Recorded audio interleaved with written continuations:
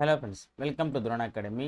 நம்ம இன்னைக்கு இந்த லைவ் கிளாஸில் வந்து என்ன தகவலை பற்றி பார்க்க போகிறோம் அப்படின்னா, 8ஆம் வகுப்பு புதிய சமச்சீர் புக்கில் 2ஆம் பருவத்தில் 2வது இயல் ஓவராலாக பார்த்தீங்கன்னா 5வது இயல் வந்து நம்ம பார்க்க போகிறோம். ஸோ என்ன டாபிக் அப்படின்னா, குழலினிது யாழினிது அப்படின்ற ஒரு டாப்பிக்கில் இசையை பற்றியும் இசைத்துறையை பற்றியும் இசை கருவிகளை பற்றியும் தான் நம்ம பார்க்க போகிறோம். ரொம்ப ஒரு முக்கியமான ஒரு லெசன் தான், ஒரு இயல் தான். இதில் வந்து இருக்கக்கூடிய டாபிக் எல்லாமே சிலபஸில் கவர் ஆகக்கூடிய டாபிக் தான். ஸோ அதனால் நம்ம கண்டிப்பாக வந்து படிக்க வேண்டிய, ஏன்னா தமிழர்களின் கலை இலக்கியம் அறிவியல் அப்படின்னும் போது பார்த்தீங்கன்னா அந்த கலைகளில் இசைக்கலையுமே ஒன்று, சரிங்களா? ஸோ அப்போ வந்து இசைக்கலைகள், இசை கலைஞர்கள், இசை கருவிகள், இசை பாடல்கள் சம்மந்தமான வினாக்கள் வந்து கேட்டு இருப்பாங்க. ஸோ அந்த வகையில் இங்கே வந்து 2 செய்யுள் பகுதி, ஒரு உடனே ஒரு துணைப்பாடம், ஒரு இலக்கணம், ப்ளஸ் அதோடு வந்து திருக்குறள் எல்லாத்தையும் சேர்த்து நம்ம இந்த ஒரே வீடியோவில் பார்க்க போகிறோம். ஸோ இந்த வீடியோ கண்டிப்பாக லெங்க்தாக தான் இருக்கும். ஸோ கொஞ்சம் பொறுமையாக உட்காந்து கவனிச்சிங்க அப்படின்னா ஒரு இயலை முடிச்ச ஃபீல் வந்து கண்டிப்பாக உங்களுக்கு கொடுக்கும். கொஞ்சம் பெரிய இயல்ன்றதுலாம் வந்து கொஞ்சம் நீங்கள் கூடுதல் இம்பார்ட்டன்ஸ் கொடுத்து படிக்கணும், சரிங்களா? ஸோ முதல்ல பார்த்தீங்க அப்படின்னா செய்யுள் பகுதியில் திருக்கேதாரம் அப்படின்ற ஒரு டாபிக் வந்து பார்க்க போகிறோம், சரிங்களா? ஸோ திருக்கேதாரத்தில் வந்து பார்த்தீங்கன்னா சுந்தரர் எழுதின ஒரு பாடல் வந்து கொடுத்துருக்காங்க. இந்த கேதார்நாத் கோயில் பற்றி, கேதார்நாத், பத்ரிநாத் போன்ற கோயில்கள்லாம் வந்து அந்த வட இந்தியாவில் ஃபேமஸ் ஆகும். அதில் வந்து இந்த கேதார்நாத் கோயிலை பற்றி தான் வந்து அங்கே இருக்கக்கூடிய சிவபெருமானை பற்றி தான் சுந்தரர் வந்து இந்த பாடல் வந்து பாடியிருக்காரு. என்னென்னத்தை பார்க்கலாம். பண்ணின் தமிழ் இசை பாடலின் பழவை முழவதீர, கண்ணின் ஒளி கனகச்சுனை வைரம் அவை சொரிய, மண்ணின்றன மதவேழங்கள் மணிவாரி கொண்டெறிய, கின் என்றிசை முரலும் திருக்கேதாரம் எண்ணீரே அப்படின்றாம இந்த ஒரு பாடலை முடிக்கிறாரு. என்ன அப்படின்னா, இதில் பண்ணா வந்து இசை, கனகச்சுனைனா பொன் வண்ண நீர்நிலை, கனகச்சுனை வந்து பொன் வண்ண பொன் நிறத்தில் இருக்கக்கூடிய நீர்நிலையை குறிப்பிடுறாங்க. மத வேழங்கள்னா மத யானைகள், மத வேழங்கள்னா மத யானைகள், முரலும் அப்படின்னா முழங்கும், பழவை அப்படின்னா முதிர்ந்த மூங்கில், பழவையானது முதிர்ந்த மூங்கில். ஓகேவா? அப்போ பாடலின் பொருளை பார்க்கலாம். பண்ணோடு சேர்ந்த இனிய தமிழ் பாடல்களை பாடும்போது அதற்கு ஏற்றவாறு முதிர்ந்த மூங்கில்களால் ஆகிய புல்லாங்குழலும் முழவும் இணைந்து ஒலிக்கும். ஒரு தமிழ் பாடலை வந்து நம்ம இசையோடு பாடும்போது கூட கண்டிப்பாக எது பாடுவாங்க அப்படின்னா புல்லாங்குழலும் முழவும் கண்டிப்பாக இருக்கும். இது ரெண்டுமே வந்து ஒரு இசைக்கருவிகள். ஓகேவா? கண்களுக்கு இனிய குளிர்ச்சி தரும் ஒடிய பொன் வண்ண நீர்நிலைகள் வைரங்களை போன்ற நீர்த்திவளைகளை வாரி இறைக்கும். சரியா? என்னது நீர்த்திவளைகளை வந்து பார்த்தீங்கன்னா வைரம் போன்று, ஏன்னா வைரம் வெள்ளையாக இருக்கும் பார்த்தீங்களா? ஸோ அந்த மாதிரி நீர்த்திவளைகள் என்ன பண்ணுவோம், நீர்வீழ்ச்சிக்கலாம் வாரி வந்து குவிக்கும். நிலத்தின் மீது நின்று கொண்டிருக்கும் மத யானைகள் மணிகளை வாரி வாரி வீசும். ஸோ அந்த நிலத்தின் மீது இருக்கக்கூடிய யானைகள் என்ன பண்ணும் அப்படின்னா அந்த மணிகளை வந்து வாரி வாரி வீசக்கூடியதாக இருக்கும். இவற்றால் இடையறாது எழும் கின் எனும் மொழியானது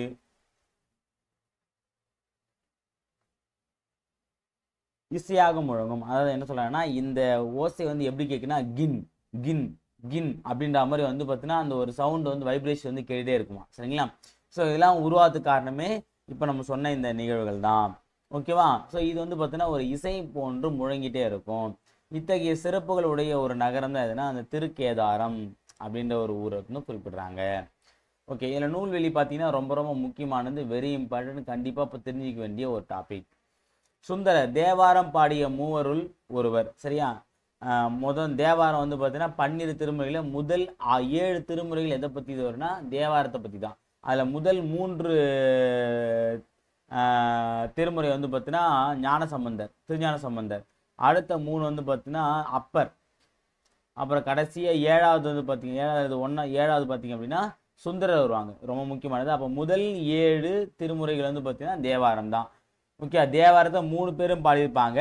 அதில் சுந்தரர் பாடினது கடைசி தேவாரம், ஞாபகம் வச்சு. ஓகேவா? இவர் நம்பி ஆரூரர், தம்பிரான் தோழர் என்னும் சிறப்பு பெயர்களை அழைக்கப்படுகிறார். சரியா? நம்பி ஆரூரர், தம்பிரான் தோழர், வன் தொண்டர், ஆருடைய நம்பி, இது எல்லாமே வந்து சுந்தரருடைய சிறப்பு பெயர்கள் தான். ஓகேவா?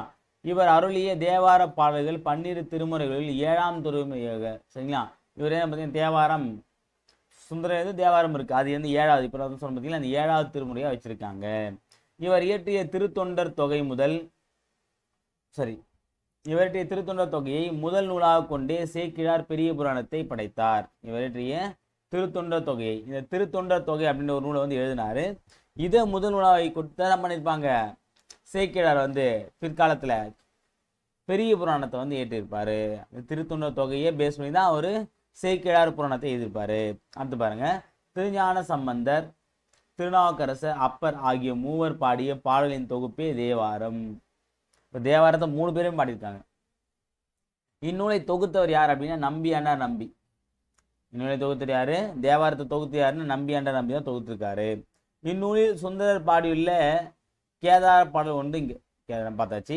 இப்போ தேவாரம்னா என்ன நூல்களை பார்க்கலாம். தேவாரத்தை எப்படி பிரிக்கலாம்? 2 வகையை பிரிக்கலாம். ஒன்று தே கூட்டல் ஆரம் அப்படின்னு பிரிக்கலாம், இல்லை அப்படின்னா தே கூட்டல் வாரம் அப்படின்னு பிரிக்கலாம். ஃபர்ஸ்ட் தே கூட்டல் ஆரம் பிரிச்சா என்ன பொருள் தரும் அப்படின்னா இறைவனுக்கு சூட்டப்படும் மாலை என்றும், ஆரம்னா மாலை, தேனா தேன், தேன் போன்று, தேனா தெய்வம், தெய்வத்திற்கு சூட்டக்கூடிய மாலை அப்படின்னு ஒரு பொருள் இருக்கு. இன்னொன்று தே கூட்டல் வாரம் அப்படின்னா இனிய இசை பொருந்திய பாடல். ஓகேவா? தேன் போன்ற இசை, வாரம்னா இசை அப்படின்னு சொல்றாங்க. ஓகேவா? ஸோ அப்போ தேன் போன்று பாடல்கள் பொருந்தி பாடுவதுன்னு சொல்றாங்க. சரி, அப்போ தேக்குடல் ஆரம்னா இறைவனுக்கு சூட்டப்படும் மாலை, தேக்குடல் வாரம்னா இனிய இசை பொருந்திய பாடல் அப்படின்னு பிரிக்கிறாங்க. ஓகேவா? பதிகம் என்பது 10 பாடல்களை கொண்டது. ஓகே, பதிகம் அப்படின்னா சதகம் அப்படின்னா 100, பதிகம்னா 10 ஞாபகம் வச்சுங்க, வெரி இம்பார்ட்டன்ட். இல்லை முதல்ல காட்டிலிருந்து வந்த டேஷ் கரும்பை தின்றன. வேழங்கள், வேழங்கள்லாம் தான் யானைகள் நம்ம பார்த்துருந்தோம். கனகச்சுனை அப்படின்னா கனகம் குட்டல் சுனை. முழவு குட்டல் அதிர அப்படின்னா முழவதிர, முழவதிர, முழவதிர்னா முழவதிர. அடுத்தது 2வது கவிதை பெயர்ல பாடறிந்து ஒழுகுதல் அப்படின்ற ஒரு தலைப்பின் கீழே கலித்தொகையில் வரக்கூடிய ஒரு பாடலை வந்து பார்க்க போறோம். இது ரொம்ப ரொம்ப ரொம்ப முக்கியமான ஒரு பாடல். எல்லா தேர்வுலையுமே ரிப்பீட்டடாக கேட்கக்கூடிய மிக முக்கியமான வினாக்கள்ல இதுவும் ஒன்று. சரிங்களா? ஸோ நம்ம ஃபர்ஸ்ட் வந்து பாடலை பார்த்தலாம். ஆற்றுதல் என்பது ஒன்று அளந்தவர்க்கு உதவுதல். போற்றுதல் என்பது புணர்ந்தாரை பிரியாமை. பண்பெனப்படுவது பாடறிந்து ஒழுகுதல். அன்பெனப்படுவது தன் கிளை சேராமை. அறிவெனப்படுவது பேதையார் சொல் நோன்றல். செறிவெனப்படுவது கூறியது மறாமை. நிறை எனப்படுவது மறை பிறர் அறியாமை. முறை எனப்படுவது கண்ணோடாது உயிர் வவ்வல். பொறை எனப்படுவது போற்றாரை பொறுத்தல். ஓகேவா? ஸோ அப்படின்னு சொல்லி இந்த பாடல் வந்து முடிக்கிறாங்க. அளந்தவர் அப்படின்னா இங்க யார் சொல்றாங்கன்னா வறியவர் குறிப்பிடுறாங்க. அளந்தவர்னது வறியவர். சேராமைனா வெறுக்காமை. சேராமைனது வெறுக்காமை. நோன்றல் அப்படின்னா பொறுத்துக்கொள்ளுதல். நோன்றது பொறுத்துக்கொள்ளுதல். போற்றார் அப்படின்னா பகைவர். நம்மளை போற்றாதவங்க யாரு? பகைவர் தான் நம்மளை போட்டுவா. அப்போ போற்றார் தான் பகைவர். கிளைனா உறவினர். ஏன்னா கிளைனா வந்து நம்முடைய பிரான்ச்சஸ் அப்படின்னா உறவினர் தான் நம்ம சொல்லுவோம். பேதையார் அப்படின்னா அறிவற்றவர். பேதையானது அறிவற்றவர். மறாமைனா மறவாமை. பொறைனா பொறுமை. ஓகேங்களா? சரி, ஓகே, நம்ம பாடலுடைய பொருளை வந்து பார்க்கலாம். இல்வாழ்வு என்பது வறியவருக்கு உதவி செய்வதாகும். ஆற்றல் என்பது ஒன்று அளந்தாருக்கு உதவுது அப்படின்னா இல்வாழ்க்கை அப்படின்றது பார்த்து இந்த இல்வாழ்க்கை என்பது பார்த்தீங்கன்னா வறியவர்களுக்கு உதவி செய்வது அங்கு முக்கியமானது. அடுத்து பாதுகாத்தல் என்பது அன்புடையோரை பிரியாது வாழ்தல். ஓகே, அது அன்புடையோரை நம்ம பிரியாம அவங்க கூட வாழத்தான் நம்ம பாதுகாப்பு நம்ம சொல்றோம். சரியா? அப்ப அன்புக்குரியவங்க நம்ம பிரிஞ்சிடக்கூடாது, அவங்கள வந்து ஏமாற்றக்கூடாது, அவங்கள நம்ம பாதுகாப்பாக பார்த்துட்டு தான் நம்முடைய வேலை. அதான் வந்து பாதுகாத்தலுக்கு சிறந்த உதாரணமா இருக்கும். பண்பெனப்படுவது சான்றோர் காட்டிய வழியில் நடத்தல். பண்புனா என்ன அப்படின்னா நம் முன்னோர்கள் அதாவது வந்து பார்த்தீங்கன்னா அறிஞர்கள் சான்றோர்கள் சொன்ன வழியில நம்ம வந்து பயணிக்கணும். ஓகே, அதான்.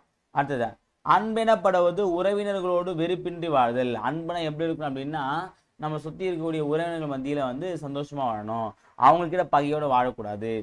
அடுத்தது அப்ப அங்க அன்பு இருக்காது, வெறுப்பு தான் இருக்குன்னு சொல்றாங்க. அடுத்தது அறிவெனப்படுவது அறிவற்றவர் கூறும் சொற்களை பொறுத்தல். அறிவெனப்பது உனக்கு அறிவு இருக்குன்னா என்ன பண்ணா முட்டாளுங்க சொல்லத்துல இருந்து நீ என்ன பண்ணணும், கேட்கணும். அங்க போயிட்டு வாதம் முட்டாள்கிட்ட போய் வாதம் பண்ணக்கூடாது. ஓகேவா? முட்டாள்கிட்ட வாதம் பண்ணாலும் பலன் கிடைக்காது. அதே மாதிரிதான் அறிவு இருக்கு அப்படின்னு என்ன பண்ணணும், அறிவற்றவர்கள் சொல்லக்கூடிய பேச்சில நம்பக்கூடாது. ஓகே, உங்களுக்கு என்ன தோணுதோ அதுதான் நம்ம செய்யணும். அது செறிவெனப்படுவது முன் சொன்ன வாக்கை மறுக்காமல் காப்பாற்றல்.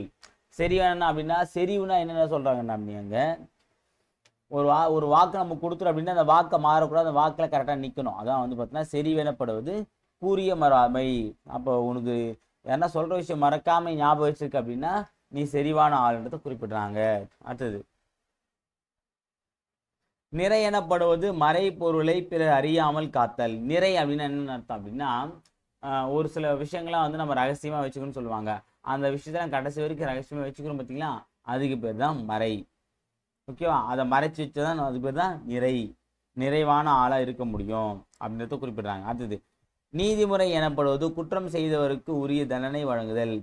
ஓகேவா? நீதிமுறை அப்படின்றது பார்த்தீங்க அப்படின்னா நீதி செய்தல் அப்படின்னு முறை செய்தல் அப்படின்னு பார்த்தீங்க அப்படின்னா குற்றம் செய்தவருக்கு உரிய தண்டனையை வழங்கத்தான் நீதிமுறையோட வேலை. பொறுமை எனப்படுவது தம்மை இகழ்வாரையும் பொறுத்தல். பொறுமைனா எப்படி இருக்கணும் அப்படின்னா எது வரைக்கும் இருக்கணுமா, நம்மளை வந்து இகழ்றாங்க பார்த்தீங்களா, ஸோ அதை பற்றி நம்ம பார்த்தாலுமே நம்மளை வந்து பொறுத்துக்கொள்ளணும். சரியா? நம்மளை பற்றி கேவலமாக பேசுகிறான்னு சொல்லிட்டு அவங்கள்ட்ட வந்து போய் என்ன பண்ண சண்டை போடாது. ஓகேங்களா? ஸோ அவ்வளோதான். அடுத்து பார்த்தீங்கன்னா நாம் ஒவ்வொருவரும் இத்தகைய பண்புகள் பின்பற்றி வாழ வேண்டும். இதை நம்ம சரியாக கடைபிடிச்சு வாழணும் அப்படின்னா நமக்கு துன்பமும் இல்லை வந்து பார்த்தீங்கன்னா எதிர்பார்ப்பும் கண்டிப்பாக இருக்காதுன்னு சொல்கிறாங்க. ஓகேவா? அடுத்தது நூல்வெளின்னு பார்த்தீங்க அப்படின்னா கலித்தொகை 8 தொகை நூல் ஒன்று. இது கலித்தொகையில் வரக்கூடிய பாடல் அப்படிங்கும்போது கலித்தொகை 8 தொகை நூல்களில் ஒன்று. அடுத்தது இது கலிப்பா என்னும் பாவைகளானது. என்னது? கலிப்பா. கலித்தொகை என்ன பாவகை? கலிப்பா வகை. 150 பாடல்களை கொண்டது. மொத்தம் எத்தனை பாடல் அப்படின்னா 150 பாடல். கலித்தொகையில் மொத்தம் எத்தனை பாடல் இருக்கு? 150 பாடல் இருக்கு. குறிஞ்சிக்களி, முல்லைக்களி, மருதக்களி, நெய்தக்களி, பாலைக்களி என்னும் 5 பிரிவுகளை உடையது. கலித்தொகையை தொகுத்த நல்லந்தோனார்.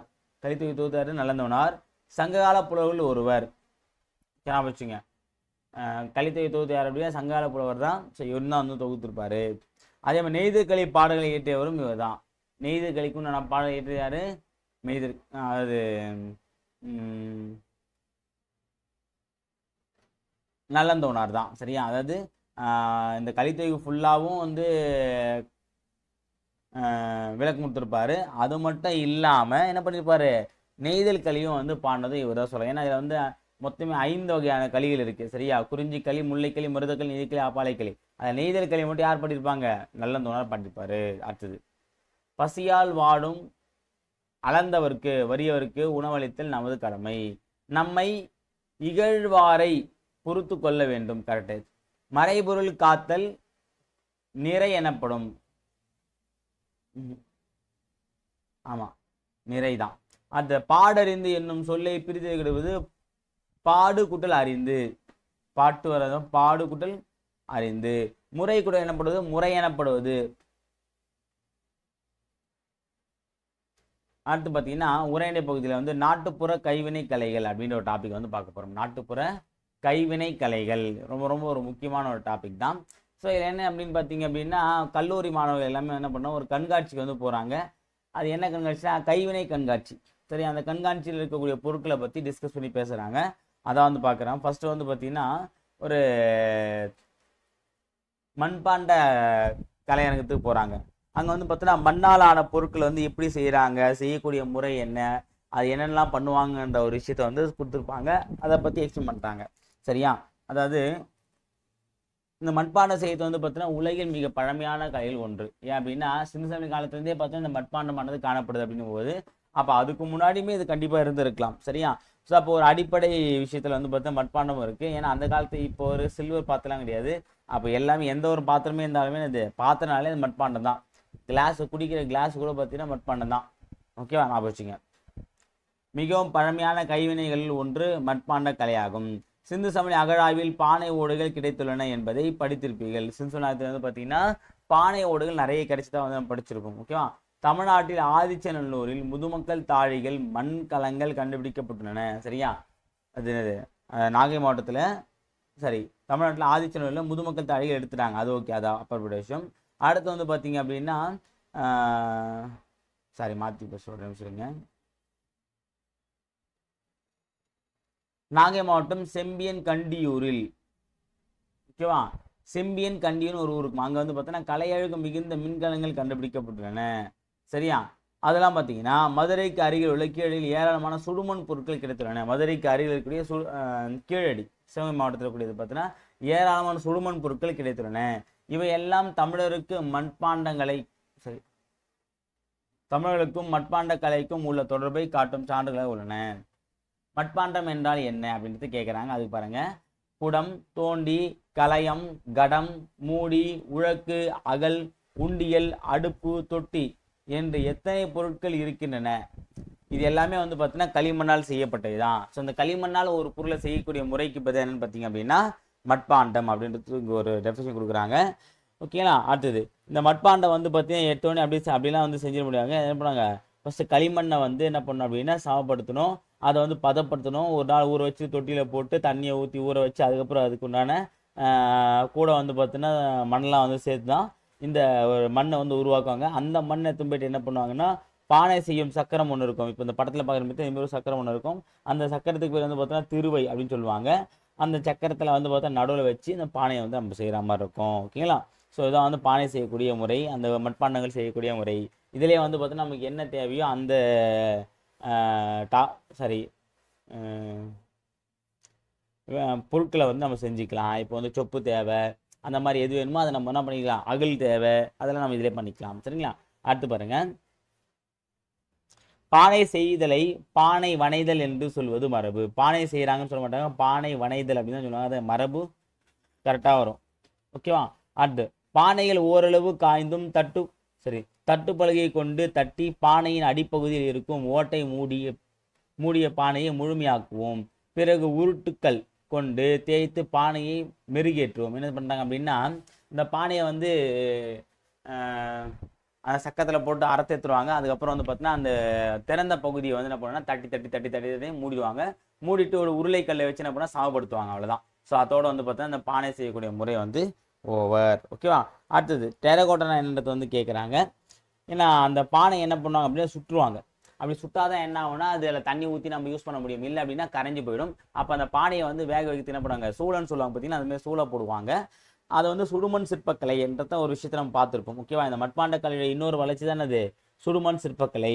டெரகோட்டா என்ற ஆங்கிலத்தில் சொல்லுவாங்க பார்த்தீங்கன்னா, அதுவே தான் அது சுடுமண் சிற்பக்கலை. அடுத்து பார்த்தீங்கன்னா ரெண்டாவது நம்ம பார்க்கக்கூடியது வந்து பார்த்தீங்க அப்படின்னா சுடுமண் சிற்பங்கள். அதில் பாருங்க, இங்கு மனித உருவங்கள் மட்டுமல்லாமல் விலங்குகள், பறவைகள், பொம்மைகள், அலங்கார வடிவங்கள் என பல வகையான சிற்பங்களும் உள்ளனவே. மட்பாண்டங்களை போன்றே களிமண்ணால் செய்யப்பட்டு சூளையில் சுட்டு எடுக்கப்படுவை சுடுமண் சிற்பங்கள் ஆகும். தமிழர்கள் பழங்காலத்தில் இருந்தே சுடுமண் சிற்பக்கலையிலும் சிறந்து விளங்கினர். சுடுமண் சிற்பங்களுக்கு விண்ணங்கள் பூசுவதும் தொன்று தொட்டு இருந்து வரும் வழக்கமாகும். பெரிய மாளிகைகளிலும் கலையரங்கங்களிலும் இவை போன்ற சுடுமண் சிற்பங்களை அழகுக்காக வைத்திருப்பார்கள். முன்பெல்லாம் சுற்றுகளில் உள்ள கோயில்கள் மட்டுமே இவற்றை காண முடியும்.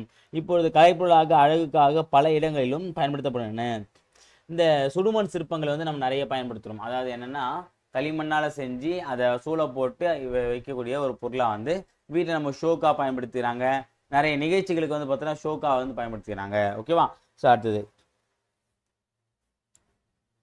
இந்த நிறைய குதிரைலாம் பார்த்தீங்கன்னா இந்த கோயிலில் நேர்த்திக்கடலை செலுத்துக்கலாம் பண்ணாங்க, குதிரைலாம் வந்து செலுத்துவாங்க. அது எல்லாமே இந்த மண்ணால் செஞ்ச குதிரை தான் இருக்கும். ஓகேங்களா. நீங்கள் பார்த்துருப்பீங்க.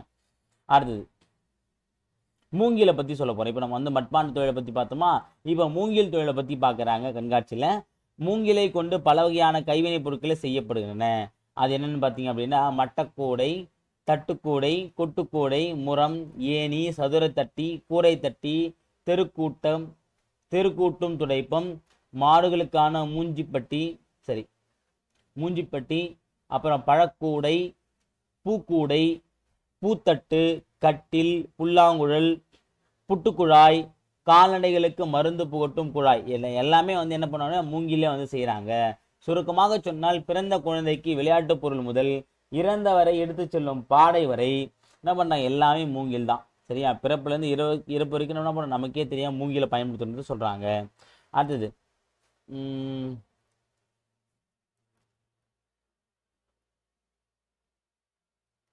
முன்பெல்லாம் திருமணத்தின் போது துணிகள், பழங்கள், பலகாரங்கள் முதலியவற்றை வைத்து கொடுப்பதற்கு சீர்கூடைகளை பயன்படுத்துவார்கள் என்று கேள்விப்பட்டிருக்கேன். ஆமாம். அது மட்டுமல்லாமல் கடல் வழிபாட்டின் போது வெற்றிலை, பாக்கு, பூ, பழம் போன்றவற்றை முதுகில் வைத்து கிடைக்கும் வழக்கமும் சில பகுதிகளில் படைக்கும் பழக்கமும் இருந்துள்ளது. இது எல்லாமே இப்போ வந்து மேக்ஸிமம் கிடையாது. இப்போ அந்த மாதிரி அந்த பழத்தை வச்சு படைக்க பழக்கெல்லாம் வந்து இப்போதைக்கு இல்லை. ஓகே. இதில் பாருங்கள், மூங்கிலுடைய பல வகை இருக்குது. கல் மூங்கில், மலை மூங்கில், கூட்டு மூங்கில் என மூவகை மூங்கில்கள் உள்ளன. அவற்றுள் கூட்டு மூங்கில்களே கைவினைப் பொருட்கள் செய்வதற்கு ஏற்றவை ஆகும். சரி. மொத்தம் 3 வகையான மூங்கில் இருக்குது. அதில் வந்து பார்த்தீங்கன்னா இது இந்த கூட்டு மூங்கில் சொல்ல பார்த்தீங்களா, அதுதான் வந்து ரொம்ப சிறப்பானது. ஓகேங்களா. அடுத்தது கோரைப்பாய் அரங்குக்கு போறாங்க. அந்த கோரைப்பாய் அரங்குல போயிட்டு பாயை பத்தி கேட்குறாங்க. பாய்களில் பல வகை உண்டு. குழந்தைகளை படுக்க வைப்பது தடுக்குப்பாய். ஓகே, ஒவ்வொரு பாய்க்கு வந்து ஒவ்வொரு ஸ்பெஷல் இருக்கு. இந்த தடுக்கு பாய் வந்து பார்த்தீங்கன்னா குழந்தைகளுக்கு. ஓகேவா. உட்கார்ந்து உண்ண உதவுவது வந்து பந்திப்பாய். பந்தினா உட்காந்து உண்ணுவாங்க, அப்போ உட்கார்ந்து உண்ண பயன்படுவது பந்திப்பாய். உட்காரவும் படுக்கவும் உதவுவது திண்ணைப்பாய். உட்கார்வதற்கும் படுப்பதற்கும் வந்து பார்த்தீங்கன்னா உதவுவது திண்ணைப்பாய். திருமணத்துக்கு பயன்படுத்துவது பட்டுப்பாய். திருமணத்தை என்ன பண்ணுவாங்க, பட்டுப்பாய் தான் பயன்படுத்துவாங்க. இஸ்லாமிய தொழுகைக்கு பயன்படுத்துவது தொழுகைப்பாய். இப்படி பல வகை பாய்கள் உண்டு. இங்கேயுள்ள பாய்களை பாருங்கள். முற்காலத்தில் பாய்மர கப்பலில் பயன்பட கூட சரி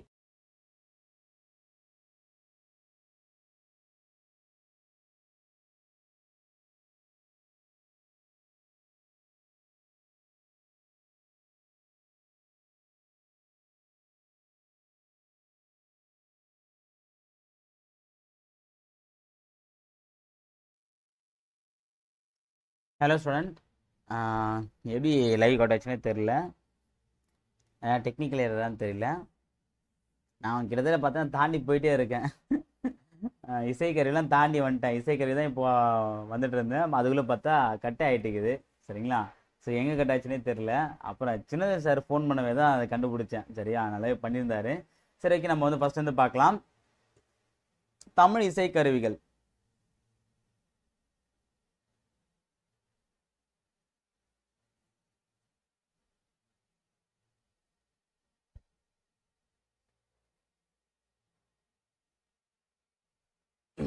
ஓகே, ஸோ இதில் வந்து பார்த்தீங்க அப்படின்னா ஃபஸ்ட்டு வந்து இசையை பற்றி பார்க்க போகிறோம். ஸோ இசைனா என்ன, அப்புறம் வந்து இசையை உருவாக்கக்கூடிய அந்த இசை கருவிகள் என்னென்ன வகைகள் இருக்குன்னு பார்க்க போகிறோம். ஸோ அப்புறம் அந்த ஒவ்வொரு இசைக்கருவியை பற்றி நம்ம வந்து டீப்பாக பார்க்க போகிறோம். முக்கியமாக ஸோ இந்த இசைக்கருவி பொறுத்த வரைக்குமே வந்து பார்த்தீங்கன்னா நமக்கு வந்து தமிழர்களின் கலை இலக்கியம் அப்படின்ற ஒரு டாப்பிக்கில் வந்து இசைக்கலை என்ற டாப்பிக்கில் நம்ம இந்த இசைக்கருவியும் கண்டிப்பாக படிக்கணும். ஏன்னா இதுலேருந்துமே வினாக்கள் வந்து கேட்டுகிட்டே இருக்காங்க. ஸோ நம்ம கண்டிப்பாக வந்து கொஞ்சம் உற்று நோக்கி படிக்க தான். ஸோ இது வந்து பார்த்தீங்கன்னா ஒரே டைமில் வந்து நம்ம ஃபுல்லாக எல்லா இசையும் படிக்க முடியாது. ஸோ ஒரு நாளைக்கு ஒரு 5 இசைக்கருவி இல்லை ஒரு 3 இசைக்கருவின்னு சொல்லி கூட படிங்க. இல்லைனா ஒரு நாளைக்கு 1 கூட படிங்க, ஆனால் தெளிவாக படிங்க. சரியா, எல்லாத்தையும் ஒரே நாளில் போட்டு குழப்பிக்கிறத விட டெய்லியும் வந்து ஒரு 2 3 கருவிகள் நீங்கள் படிச்சிங்க அப்படின்னா ஒரு வாரத்துக்குள்ள உங்களால் ஈஸியாக வந்து கம்ப்ளீட் பண்ண முடியும். சரிங்களா. சரி, நம்ம ஃபஸ்ட்டு பார்த்தீங்க அப்படின்னா இசைன்னு பார்க்கும்போது மக்களின் உள்ளத்தில் எழுந்த உணர்ச்சி குரல் வழியாக அல்லது செயற்கை கருவி ஒன்றினாக வெளிப்பட்டது. இது நகை, அழுகை, வீரம் உள்ளிட்ட 9 சுவைகளை வெளிப்படுத்தக்கூடிய கலவையாக பிறந்தது.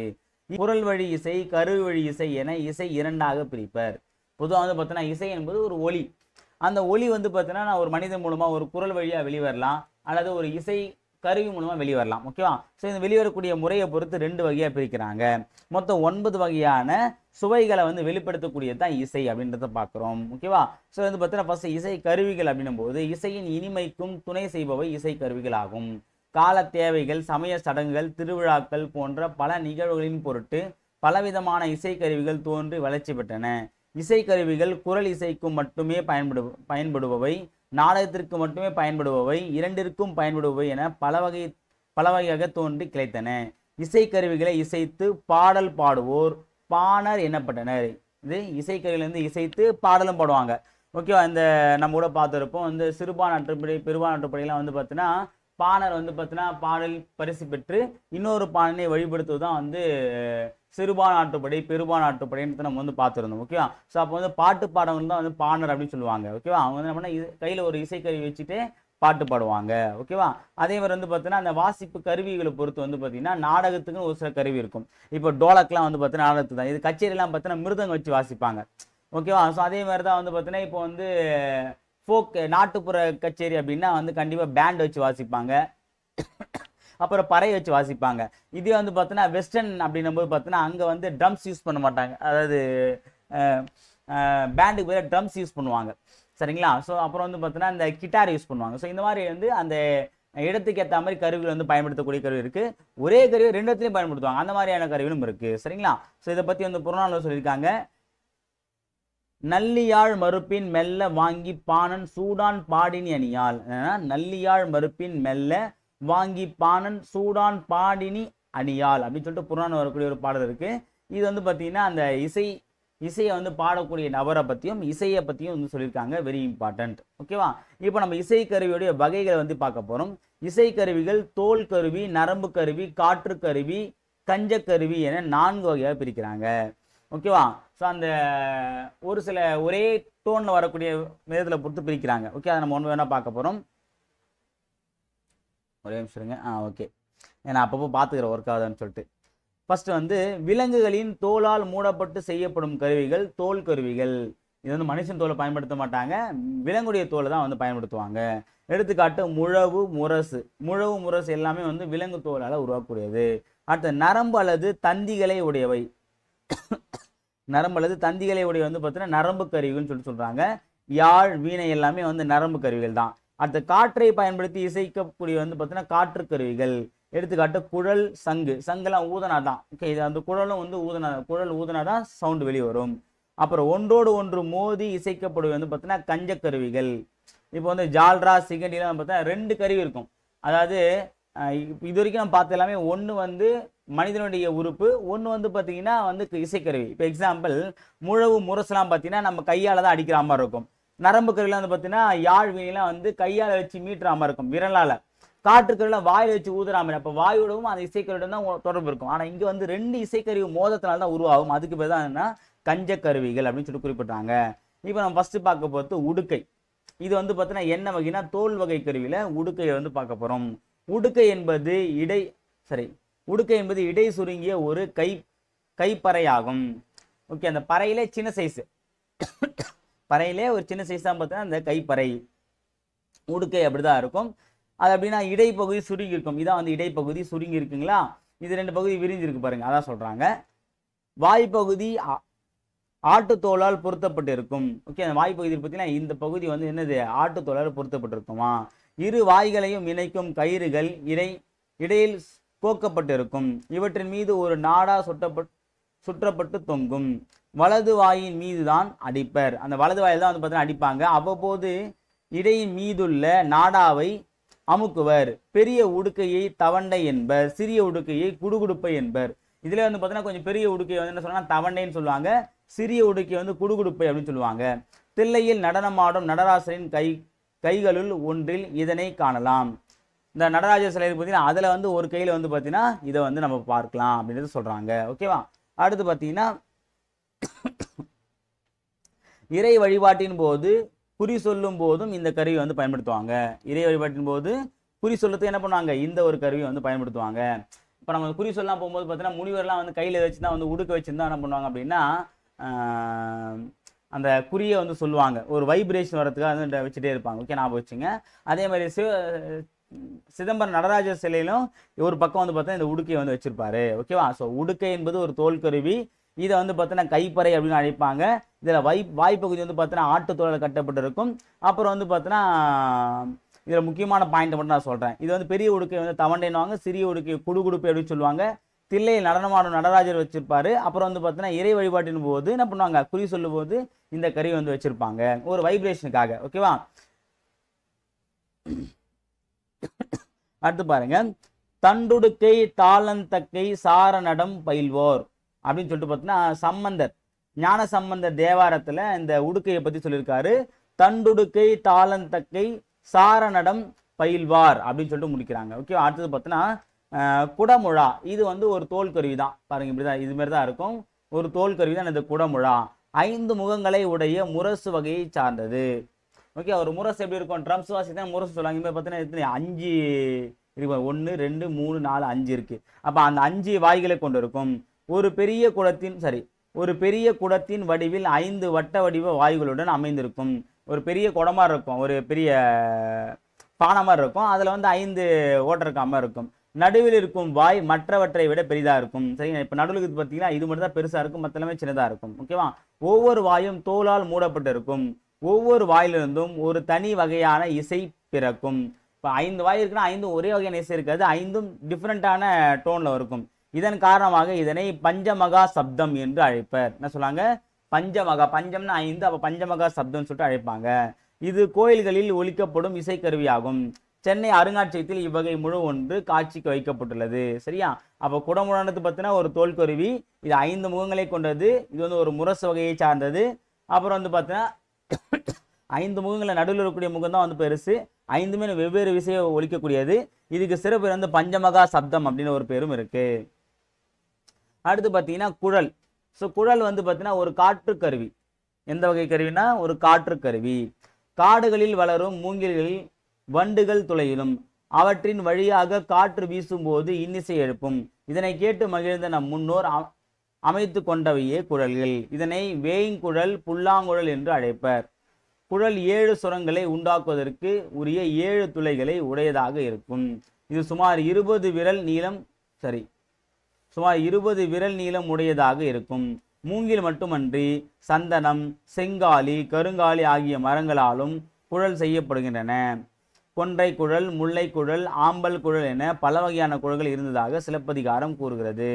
குழலினது யாழினது என்பதன் மக்கள் மழலை சொல் கேளாதவர் அப்படின்னு சொல்லி திருக்குறள் வந்து திருவள்ளுவர் சொல்லியிருக்காரு.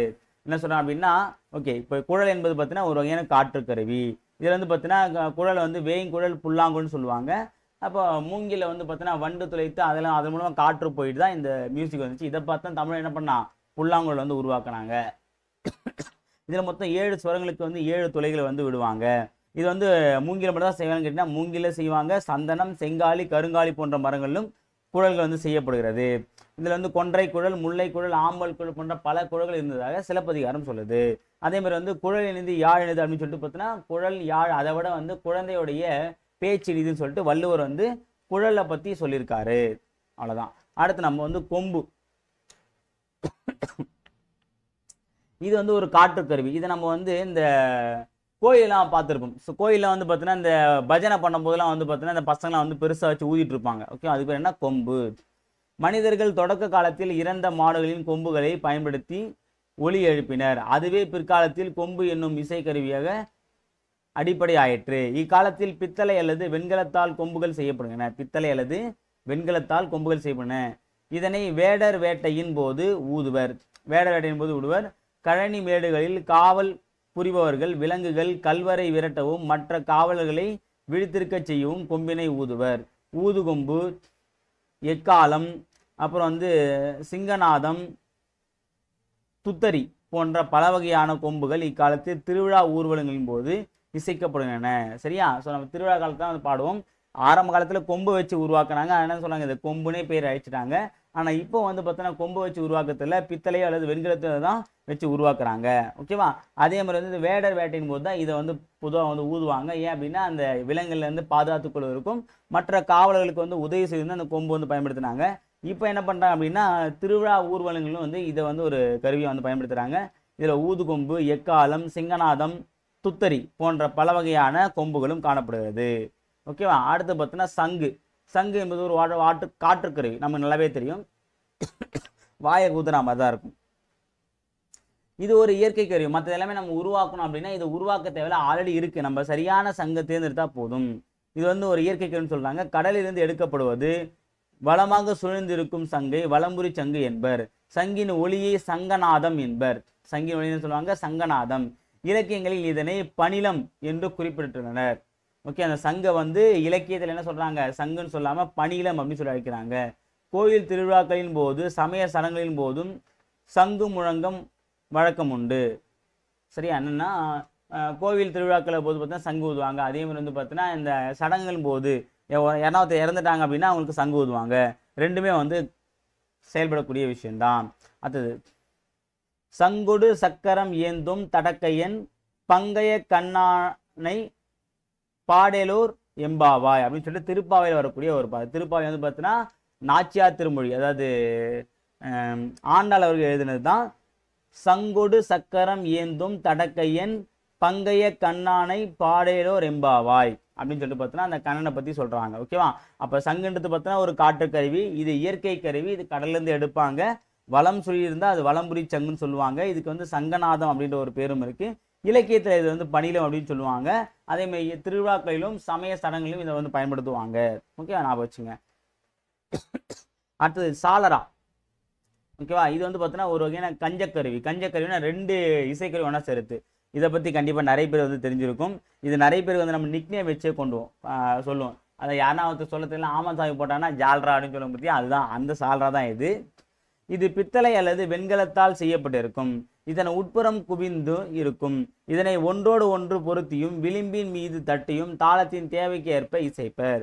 இதனை பாண்டில் எனவும் அழைப்பர். எனது பாண்டில் அப்படின்னு அழைப்பாங்க. இது கோயில் கூட்டு வழிபாட்டின் போது இன்னிசை அரங்குகளிலும் இசைக்கப்படும் இன்றியமையாத இசைக்கருவியாகும். இதனை இக்காலத்தில் ஜால்ரா என்று அழைப்பர். இக்காலத்தில் என்ன சொல்லாங்க, சாலரா தான் இது. சாலரா என்பது பார்த்தீங்கன்னா ஒரு இசைக்கருவி, அது ஒரு கஞ்சக்கருவி. இது பித்தளை அல்லது வெண்கலத்தை தான் செய்வாங்க. இது என்ன பண்ணா அந்த ரெண்டுத்தையும் ஒன்றா வச்சும் வந்து இசைப்பாங்க, இல்லை ஓரத்தில் வச்சும் இசைக்க செய்வாங்க. அப்புறம் வந்து பார்த்தீங்கன்னா இதனை வந்து பாண்டில் அப்படின்னு அழைப்பாங்க. ஓகே இருக்கா. தற்போது இது ஜால்ரா அப்படின்னு சொல்லி அழைக்கிறாங்க. அடுத்து பார்த்தீங்கன்னா சேகண்டி. சேகண்டி எடுத்து பார்த்தீங்கன்னா ஒரு கஞ்சக்கருவி தான். இதுவுமே 2 கருவி வச்சு தான் இசைக்கிற மாதிரி இருக்கும். வட்ட வடிவமான மணி வகையை சேர்ந்த சேகண்டி. இதனை குச்சியாலோ அல்லது இரும்பு துண்டாலோ அடித்து ஒலி எழுப்புவர். இது தேவைக்கேற்ப பல அளவுகளில் உருவாக்கப்படும். இதனை சேமங்கலம் என்றும் அழைப்பர். இதனை கோவில் வழிபாட்டின் போதும் இறுதி ஊர்வலத்தின் போதும் இசைப்பர். இறுதி ஊர்வலத்தின் போது சங்குதான் பார்த்தியா, சங்கும் மணியும் அடிக்கிறான்னு சொல்கிறான் பார்த்தியா, மணி அடிச்சிட்டானாலே உனக்கு வந்து சாவுக்கு மணி அடிக்கிறான்னு சொல்லலாம் பார்த்தீங்களா. அப்போ சாவுக்கு சங்குதுவாங்க, அதே மாதிரி மணி அடிப்பாங்க. அந்த மணி தான் இது சாவு மணின்னு சொல்லுவாங்க பார்த்தியா. அந்த சாவு மணி தான் என்னது இங்கே சேகண்டி. சேகண்டி என்பது பார்த்தீங்கன்னா ஒரு கஞ்சக்கருவி. இது வந்து பார்த்தீங்கன்னா ஒரு மணி வகையை சார்ந்த ஒரு சேகண்டின்னு சொல்லுவாங்க. இது வந்து குச்சியிலோ இல்லை இரும்புலையோ வச்சு தட்டுவாங்க. இதுக்கு வந்து சேமங்கலம் அப்படின்ற ஒரு பேருமே இருக்குது. இதை வந்து கோவில் வழிபாட்டின் போதும் பண்ணுவாங்க, இறுதி ஊர்வலத்தின் போதும் பயன்படுத்துவாங்க. நம்ம மேக்ஸிமம் இறுதி ஊர்வலத்தில் தான் பயன்படுத்தி பார்த்துருப்போம், சரிங்களா. அடுத்து வந்து திமிலை அப்படின்ற ஒரு இசைக்கருவி. இது வந்து ஒரு தோல் கருவி ஆகும். பலா மரத்தினால் செய்யப்பட்ட விலங்குகள் தோலினால் கட்டப்பட்ட கருவி திமிலை ஆகும். மன்னர் கடிகார வடிவத்தில் இக்கருவி அமைந்திருக்கும். இதனை பாணி என்று பெயரால் அழைப்பர். ஓகேவா. இதுல இருந்து ஒரு பெரியவன் வந்து பாடம் கொடுத்துருக்காங்க. சங்கொடு தாரை காலம் தழங்கொலி முழங்கு பேரி வெங்குரல் பம்பை கண்டை வியன்துடி திமிலை தட்டி. விங்குரு பம்பை கண்டை வியன்துடி திமிலை தட்டி அப்படின்னு சொல்லிட்டு பார்த்தீங்கன்னா எல்லாத்தையுமே தட்டக்கூடியறாங்க அப்படின்னு அர்த்தம். இப்போ திமிலைன்றது பார்த்தீங்கன்னா ஒரு தோல் கருவி. ஓகேவா. இது பலாமரத்தால் செய்யப்பட்டு விலங்கு தோலால் வந்து கட்டப்பட்டு உருவாக்கக்கூடிய ஒரு கருவி தான் இது. இது வந்து பார்த்தீங்கன்னா மணர் கடிகார சைஸில் வந்து இருக்கும். ஓகேவா. எப்படி இருக்குன்னா அப்படி இருக்கும்.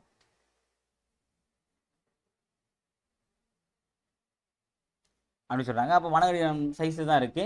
இதனை பாணி அல்லது பாணி என அழைப்பர். ஓகேவா. இதை பற்றி சொல்லக்கூடிய பெரியவரான பாடல் ஒன்று கொடுத்துருக்காங்க. இதில் வந்து பார்த்தீங்கன்னா சொல்லக்கூடிய கருவி வந்து திமிலை அப்படின்ற கருவி வந்து குறிப்பிடுறாங்க. அடுத்து பார்த்தீங்கன்னா பறை, ரொம்ப முக்கியமானது. இது வந்து ஒரு தோல் கருவியாகும். விலங்கு தோலால் இழுத்து கட்டப்பட்ட கருவி பறையாகும். பழங்காலத்தில் செய்திகளை தெரிவிக்க கோட்பறை முழங்கினர். பகைவர்களின் ஆணையரையை கவரச் செல்லும் போது ஆகோட்பறை முழங்குவர். இக்காலத்தில் இது தப்பு என்ற பெயரில் வழங்கப்படுகிறது. இதனை முழங்கி கொண்டு ஆடும் ஆட்டம் தப்பாட்டம் என்று அழைக்கப்படுகிறது. சரியா. இப்போ பார்த்தீங்கன்னா நம்ம வந்து ரீசெண்டாக இல்லை கொஞ்ச நாள் முன்னாடி விஜய் சேதுபதி ஒரு படம் வந்திருக்கும். ஓகேவா. அந்த படத்தில் வந்து பார்த்தீங்கன்னா மக்கா கலங்குதப்பா மடிபிடிச்சி எழுக்குதப்பா அப்படின்றது பார்த்தீங்கன்னா தப்பாட்டம் தம்பின்னு சொல்லுவாங்க பார்த்தீங்களா. ஸோ தப்பாட்டம்ன்றது பார்த்தீங்கன்னா தப்பாக ஆடக்கூடிய ஆட்டம் கிடையாது. தப்பு என்பது ஒரு இசைக்கருவி. அந்த தப்பு என்ற இசைக்கருவியை வைத்து ஆடக்கூடிய ஆட்டம் தான் தப்பாட்டம். ஓகேவா.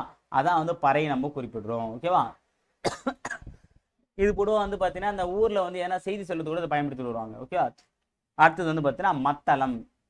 இது வந்து ஒரு தோல் கருவி. மத்தளம் என்பது ஒரு தோல் கருவி. மத்து என்பது ஓசையின் பெயர். இசைக்கருவிகளுக்கு எல்லாம் தளம் அடிப்படையாகும்.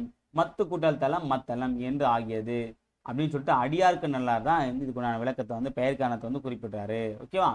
அடுத்தது மத்தளத்தின் நடுப்பகுதி பெருத்தும் கடைப்பகுதி சிறுத்தும் காணப்படும். சரியா. மத்தளத்தில் வந்து நடுப்பகுதி வந்து பெருசாக இருக்கும். இந்த பகுதி வந்து பெருசாக இருக்காமல் இருக்கும். சென்டர் வந்து கொஞ்சம் சுருங்கினா மாதிரி தான் வந்து இந்த பகுதி இருக்கும். மரத்தால் செய்யப்பட்டிருக்கும். இதன் வாய்ப்பகுதி வளையங்களில் தோல் இழுத்து கட்டப்பட்டிருக்கும். இக்கருவி 2 கைகளாலும் இசைக்கப்படுகிறது. ஆகவே இதனை முதற் கருவி என்பர். 2 கைகள் இசைக்கப்படுதுன்னு சொன்னாங்க. முதற் கருவி அப்படின்னு சொல்லிட்டு குறிப்பிடுறாங்க. அது தஞ்சை பெரிய கோயில் கல்வெட்டில் கோயிலுக்கு நியமிக்கப்பட்ட இசைக்கலைஞர்களுள் கொட்டி மத்தளம் வாசிப்பவர் ஒருவர் இருந்தார் என்பர். ஓகே. என்ன சொல்லணும்னா அந்த தஞ்சை பெரிய கோயில் வந்து பார்த்தீங்கன்னா அந்த கல்வெட்டில் வந்து குறிப்பிட்டிருக்காங்க. ஓகே. அந்த மத்தளம் வாசிக்கக்கூடிய ஒரு நபரும் இருந்திருக்காரு அப்படின்ற ஒரு செய்தியை. சரியா. அடுத்தது மத்தளம் கொட்ட வரிசங்கம் நின்றூத முத்துடை தாமம் நிறைத்தாழ்ந்த பந்தர் கீழ் அப்படின்ற வரி வந்து பார்த்தீங்கன்னா நாச்சியார் திருமொழி, ஆண்டாள் எழுதிய நாச்சியார் திருமொழியில இந்த ஒரு பாடல் வந்து இடம்பெற்றிருக்கு. இதுல வந்து பார்த்தீங்கன்னா மத்தளத்தை பத்தி சொல்றாங்க. மத்தளம் கொட்ட வரிசங்கம் நின்றூத முத்துடை தாமம் நிறைந்தாழ்ந்த பந்தர் கீழ் அப்படின்ற ஒரு வரி. சரியா? அவ மத்தளம் என்பது பார்த்தீங்கன்னா ஒரு தோல் கருவி. இதுல மத்து என்பது ஓசை பெயரு. அப்புறம் அந்த தளம் என்பது எல்லாத்துக்கும் தளம் அமைது. இப்போ மத்தளம் அப்படிங்கிற பேர் தான் அடியாருக்கு வந்து குறிப்பிடுறாரு. அப்புறம் வந்து பார்த்தீங்கன்னா இதில் நடுப்பகுதி வந்து பெருத்து இருக்கும், கடைப்பகுதி வந்து சிறுத்து இருக்கும். அப்புறம் மரத்தால் தான் செய்யப்பட்டிருக்கும். ஓரங்கள் வந்து பார்த்தீங்கன்னா தோள்களுக்கு உண்டு. இதெல்லாம் வந்து தோல், இந்த கோல் கூட பார்த்தீங்கன்னா இதெல்லாம் வந்து தோல். இந்த தோலை வந்து அப்புறம் இழுத்து கட்டப்பட்டிருப்பாங்க. ஓகேவா? இது வந்து 2 கையிலும் வாசிக்கிறதுனால முதற் கருவின்னு சொல்லிட்டு குறிப்பிடுறாங்க. ஓகேவா? அடுத்து பார்த்தீங்க அப்படின்னா முரசு. முரசு வந்து பார்த்தீங்கன்னா ஒரு வகையான தோல் கருவி தான். தமிழர்கள் போர் துணையாக கொண்ட கருவிகளில் முதன்மையானது முரசு. போர்க்கருவியில் வந்து பார்த்தீங்கன்னா முரசு கொட்டுவாங்க. ஸோ முரசு கொட்டுறாங்க அப்படின்னா போர் ஆரம்பிக்க போதுன்னு அர்த்தம். படை முரசு, கொடை முரசு, மணமுரசு என 3 வகையான முரசுகள் பழந்தமிழ் நாட்டில் புழக்கத்தில் இருந்தன. தமிழ் மக்களிடம் 36 வகையான முரசுகள் வழக்கத்தில் இருந்ததாக சிலப்பதிகாரம் குறிப்பிடுகிறது. தமிழ் மக்களானது 36 வகையான முரசுகள், 36 வகையான முரசுகள் இருந்ததாக சிலப்பதிகாரம் சொல்லுது. ஓகே, இது வந்து பார்த்தோன்னா மாக்கன் முரசம் என்ற மதுரை காஞ்சி குறிப்பிடுறது. 36 வகையான முரசை பற்றி சொல்லுது சிலப்பதிகாரம். மாக்கன் முரசம் அப்படின்னு சொல்லிட்டு பார்த்தோன்னா மதுரை காஞ்சி. ஓகே, பொதுவாக முரசு வந்து பார்த்தா 3 வகை: படை முரசு, கொடை முரசு, மணமுரசு. ஓகேவா? அதே மாதிரி முரசு என்பது ஒரு தோல் கருவி, அவ்வளோதான். அடுத்து நான் பார்க்க போகிறது முழவு. ஓகே, முழவு மத்தளம் பார்த்தோம் பார்த்தீங்களா? மத்தளம் பார்த்தாச்சு. இப்போ நம்ம முழவை பற்றி பார்க்க போகிறோம். இதுவும் ஒரு வகையான தோல் கருவி தான். ஒரே முகத்தை உடைய முரசு வகையை சார்ந்த முழவு ஒரு பெரிய குளத்தின் வாயில் தோலை இழுத்து கட்டப்பட்ட கருவியாகும்.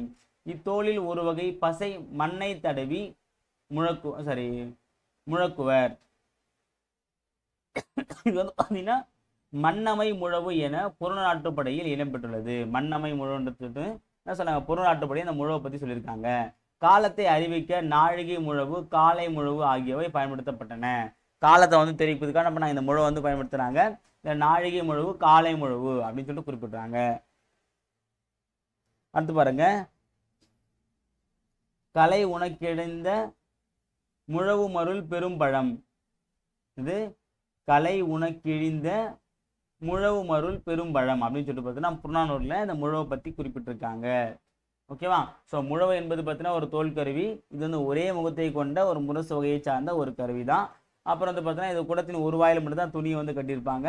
இது வந்து மண்ணமை முழவு அப்படின்னு சொல்லிட்டு புறநாட்டுப்படையில் குறிப்பிடுறாங்க. ஓகேவா? அடுத்து பார்த்தீங்க அப்படின்னா யாழ். யாழ் வந்து பார்த்தீங்க அப்படின்னா இங்கே வந்து ஒரு நரம்பு கருவின்னு சொல்லி குறிப்பிடுறாங்க. வேட்டுவர் இறுக கட்டிய தங்கள் விரல் நாணில் இருந்து எழும் ஓசையை உணர்ந்தனர். வில்லை போன்ற விளைவு உடையதும் நரம்புகளால் ஆனதும் விரலால் வருடி கூடியதுமான கருவி ஒன்றை உருவாக்கினர். இதன் அடிப்படையில் உருவான கருவியே யாழ் ஆகும். பேரியாழ், செங்கோட்டு யாழ் போன்றவை மிக பழமையானவை ஆகும். யாழின் வகைக்கு ஏற்ப அதில் இருக்கும் நரம்புகளின் எண்ணிக்கை வேறுபடுகிறது. 21 நரம்புகளை கொண்டது பேரியாழ். 19 நரம்புகளை கொண்டது மீன் வழி அமைந்துள்ள மகர யாழ். 14 நரம்புகளை கொண்டது சகோட யாழ். யாழின் வடிவமே மெல்ல மெல்ல மாற்றமடைந்து பிற்காலத்தில் வீணையாக மாறியது. சரியா? ஸோ யாழ் என்பது பார்த்தீங்கன்னா நரம்பை கொண்டு மீட்டக்கூடிய ஒரு இசைக்கருவி. பொதுவாக இது வந்து பார்த்தீங்கன்னா பேரியாழ், செங்கோட்டு யாழ் தான் வந்து பழங்காலத்தில் இருந்த யாழ். அப்புறம் வந்து அந்த யாழுடைய பழமையை வந்து அதுக்குரிய நரம்புகள் எண்ணிக்கை வச்சு பிரிப்பாங்க. அதில் வகை பார்த்தீங்கன்னா அதிக நரம்புகளை கொண்டது பார்த்தீங்கன்னா பேரியாழ் அப்படின்னு சொல்கிறாங்க. எவ்வளோ? 21 நரம்புகள். அடுத்து பார்த்தீங்கன்னா 19 நரம்புகளில் மகர யாழ் இருக்குது. அதுக்கு அடுத்து வந்து பார்த்தீங்கன்னா சகோட யாழ் வந்து பார்த்தீங்க அப்படின்னா 14 நரம்புகள் வந்து கொண்டு இருக்கு. சரியா? இந்த யாழ் தான் பிற்காலத்தில் என்னமா இருக்குது? வீணையாமா இருக்குது. அந்த வீணையை பற்றி பார்க்க போகிறோம். வீணை இதுவும் ஒரு வகையான நரம்பு கருவி தான். எப்படி யாழ் என்பது ஒரு நரம்பு கருவியோ வீணை என்பது ஒரு நரம்பு கருவி தான். சரியா? அதை பாருங்க, யாழ் போன்ற அமைப்புடைய நரம்பு கருவி வீணையாகும். இது 7 நரம்புகளை கொண்டது. இடக்கை விரல்களால் நரம்புகளை அமுக்கியும் தேய்த்தும் வலக்கை சுண்டு விரலால் கம்பிகள் மீட்டியும் இசை எழுப்புவர். இவ்வாறு நரம்புகள் மூலம் எழுப்பப்படும் இசையை அதன் குடம், தண்டு முதலிய பாகங்கள் பெருக்கி அனுப்புகின்றன. பரிவாதினி என்னும் வீணை பல்லவ மன்னன் மகேந்திரவர்மன் காலத்தில் வழக்கத்தில் இருந்ததாக கூறப்படுகிறது. பரிவாதினி அப்படின்ற ஒரு வீணை வந்து பார்த்தீங்கன்னா பல்லவ மன்னன் மகேந்திரவர்மன் காலத்தில் பரிவாதினி அப்படின்ற ஒரு யாழை வந்து வாசிச்சிருப்பார். ஓகேவா? அப்படின்ற ஒரு தகவல் வந்து குறிப்பிட்டாங்க. அப்போ வீணை என்பது வந்து பார்த்தீங்கன்னா ஒரு நரம்பு கருவி. இது யாழ் போன்ற அமைப்பை கொண்ட ஒரு நரம்பு கருவி தான். இது 7 நரம்புகளை வந்து கொண்டிருக்கும். அடுத்து பார்த்தீங்க அப்படின்னா பரிவாதினி அப்படின்ற ஒரு வீணையை வந்து பல்லவ மன்னர் மகேந்திரவர்மன் காலத்தில் வந்து வழக்கத்தில் தான் வந்து சொல்கிறாங்க. ஓகேவா? ஸோ இதோட வந்து பார்த்தீங்கன்னா இசைக்கருவின்ற ஒரு மிகப்பெரிய டாபிக் வந்து முடிக்கிறோம். அடுத்து பார்த்தீங்கன்னா தொகைநிலை தொகாநிலை தொடர்கள். சரி, தொகைநிலை தொகாநிலை தொடர்கள். ஃபஸ்ட்டு தொகைநிலை அப்படின்னும் போது பார்த்தீங்கன்னா இரு சொற்களுக்கு இடையில் வேற்றுமை உருபுகளோ வினை பண்பு முதலியவற்றின் உருபுகளோ தொக்கி மறைந்து வருமானால் அதுக்கு தொகைநிலை தொடர் என்று பெயர். ஓகே, அதாவது இரு சொற்களுக்கு இடையில வந்து பார்த்தீங்கன்னா ஒரு வேற்றுமை உருபோ வினையோ பண்போ முதலியவை மறைந்து வருது, தொக்கி வருது அப்படின்னா அதுக்கு தொகைநிலை தொடர். மொத்தம் இந்த தொகைநிலை தொடர் மொத்தம் பார்த்தீங்கன்னா அப்படின்னா ஒரு 6 வகைப்படும். என்ன அப்படின்னா வேற்றுமை தொகை, வினைத்தொகை, பண்பு தொகை, ஊமை தொகை, உண்மை தொகை, அன்மொழி தொகை.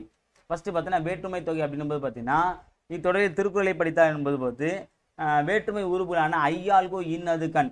ஓகே, ஆனது ஐ ஆள்கு இன் அது கண். இந்த உருபுகள் வந்து பார்த்தீங்கன்னா மறைந்து வந்துச்சு அப்படின்னா அது வேற்றுமை தொகை. இப்போ திருவாசகம் படித்தானா திருவாசகத்தை படித்தான் 2ஆம் வேற்றுமை தொகை. தலை வணங்குனா தலையால் வணங்கு 3ஆம் வேற்றுமை தொகை. சிலப்பதிகாரம் சரி சிதம்பரம் சென்றான் அப்படின்னா சிதம்பரத்துக்கு சென்றான், அப்போ 4ஆம் வேற்றுமை தொகை. அப்புறம் வந்து மலை வீழ் அருவி அப்படின்னா மலையின் வீழ் அருவி, இது வந்து பார்த்தீங்கன்னா 5ஆம் வேற்றுமை தொகை. கம்பர் பாடல் அப்படின்னா கம்பரது பாடல்.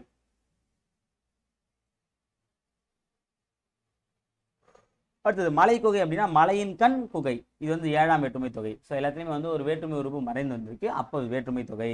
அடுத்து உருவும் பயனும் உடன் தொக்க தொகை அப்படின்னா இதில் வந்து பார்த்தீங்கன்னா உருவோடு சேர்ந்து அதுக்கு உண்டான பயனும் மறைந்து வந்திருக்கும். ஓகே, இப்போ 2ஆம் வேற்றுமை உருவும் பயனும் உடன் தொகை வந்து பார்த்தீங்கன்னா பால் குடம், பாலை கொண்ட குடம். ஸோ பாலை வந்து பார்த்தீங்கன்னா பயன்படுத்தக்கூடிய ஒரு குடம் வந்து வச்சிருக்காங்க, பயனும் வருது. அடுத்த 3ஆம் வேற்றுமை உருவும் பயனும் உடன் தொக்க தொகை பொற்சிலை அப்படின்னா பொன்னால் ஆகிய சிலை, பொன்னால் உருவாக்கப்பட்ட சிலை. அப்புறம் 4ஆம் வேற்றுமை உருவம் உடன் தொகை வந்து பார்த்தீங்கன்னா மாட்டு கொட்டகை, மாட்டுக்கு கட்டப்பட்ட கொட்டகை. இது எல்லாமே வந்து பார்த்தீங்கன்னா உருவு மட்டும் மறைந்து வராம அதோடு சேர்ந்து ஓமையும் அதாவது பயனும் சேர்ந்து மறைந்து வருது. அப்போ உருவும் பயனும் ரெண்டுமே ஒன்னா சேர்ந்து மறைஞ்சு வருதுனால உருவும் பயனும் உடன் தொக்க தொகை அப்படின்னு சொல்லி குறிப்பிடுறாங்க. அடுத்து வினைத்தொகை.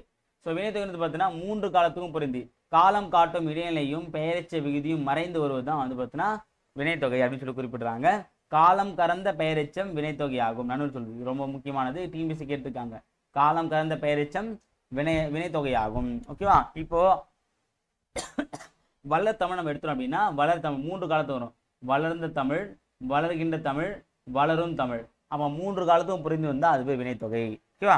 அடுத்து பண்பு தொகை அப்படின்னும் போது பார்த்தீங்கன்னா ஏதேனும் ஒரு பண்பை வெளிப்படுத்தி மை விகுதி வந்து பார்த்தீங்கன்னா தொக்கி வருவது தான் வந்து பார்த்தீங்கன்னா பண்பு தொகை. பண்பு பெயருக்கும் அது தழுவில் இருக்கும் பெயர் சொல்லுக்கும் இடையே ஆன ஆகிய எனும் பண்புறுப்புகள் மறைந்து வருவது தான் பண்பு தொகை அப்படின்னு சொல்லி இவங்க டெஃபினிஷன் கொடுக்குறாங்க. இது எல்லாமே வரும். அடுத்தது பார்த்தா இருபெயர்ட்டு பண்பு தொகை. பண்பு தொகையில் ஒரு டாபிக் தான் பார்த்தா இருபெயர்ட்டு பண்பு தொகை அப்படின்னா ஒரு சிறப்பு பெயரும் ஒரு பொது பெயரும் ஒன்னா சேர்ந்து வரது வந்து பார்த்தீங்கன்னா என்ன சொல்லுவாங்க, இரு பெயர்ட்டு பண்பு தொகை. 2 பெயர் சொல் வந்து ஒன்னா ஒட்டி வரதுனால இரு பெயர் ஒட்டு பண்பு தொகை அப்படின்னு சொல்லி குறிப்பிடுறாங்க. ஓகே, இது வந்து பார்த்தீங்கன்னா பனை மரம். இது வந்து மரம் அப்படின்றது பார்த்தீங்கன்னா பனை மரத்துக்கு வரும், தென்னை மரத்துக்கு வரும், மூங்கில் மரத்துக்கு. அப்போ மரம் எல்லாத்துக்கும் பொதுவாக மரம் என்பது பொதுவானது, அப்போ அது பொது பெயர். இங்கே முன்னாடி கூடிய பனை என்பது பனை மரத்துக்கு வரும், தென்னை மரத்துக்கு வரும். அப்போ பனை தென்னை மூங்கில் மாறிட்டே இருக்கும். ஸோ அது வந்து என்னன்னு பார்த்தீங்க அப்படின்னா சிறப்பு பெயர். அப்போ சிறப்பு பெயரும் பொது பெயரும் ஒன்றா சேர்ந்து வரது தான் இருபெயர்ட்டு பண்பு தொகை. அடுத்து பார்த்தீங்கன்னா ஊமை தொகை. ஸோ ஊமை தொகை அப்படின்னு பார்த்தீங்கன்னா போல, போன்ற, நிகர, அன்ன, மான, கடுப்ப போன்ற ஓம உறுப்புகள் வந்து பார்த்தீங்கன்னா மறைந்து வருவது தான் ஊமை தொகை. இப்போ மலர் விழி அப்படின்னு சொல்லியிருக்கு அப்படின்னா மலர் போன்ற விழி, இதில் போன்ற அப்படின்ற ஓம உறுப்பு மறைந்து வந்திருக்கு. அப்போ என்னது ஊமை தொகை.